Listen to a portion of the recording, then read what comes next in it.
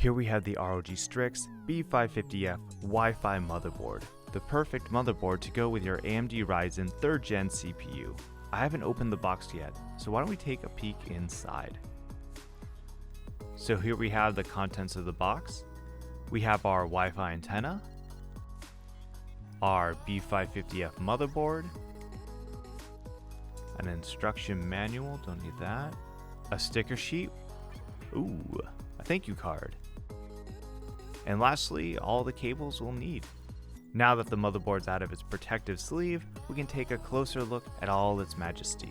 Here we have the 12+2 power stage design VRM with the impressive heat sinks. Here are the two M.2 slots, both of which have heat absorbing armor plating to prevent throttling from heat. We have our two PCIe slots, one of which has ASUS exclusive safe slot metal reinforcements. Here we have the very cool RGB ROG logo lighting zone. You of course can customize and sync the lighting with your other ROG components. The metal surfaces all over the board have a really nice finish to them. The texture really captures the light in a special way. There's a classic ROG cybertext all over the board.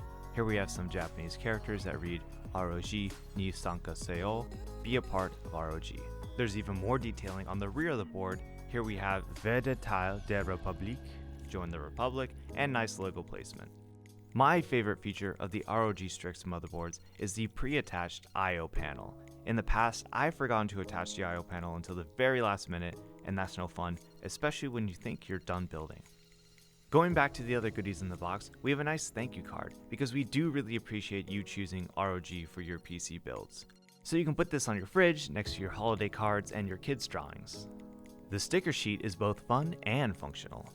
I think I'll put one of these stickers on my glove right now to give it a bit more flair.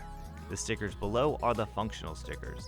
They are color-coded so you can label your cables. When building, it's easy to lose track of where a cable is coming from and where it's going. These stickers should help you keep track of all of that. Alright, so besides applying more stickers to my gloves, the only thing that's left to do is to remove the plastic film from our motherboard.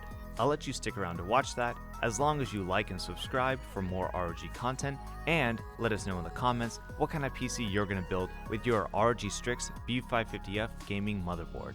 Just kidding, I'll let you watch anyway.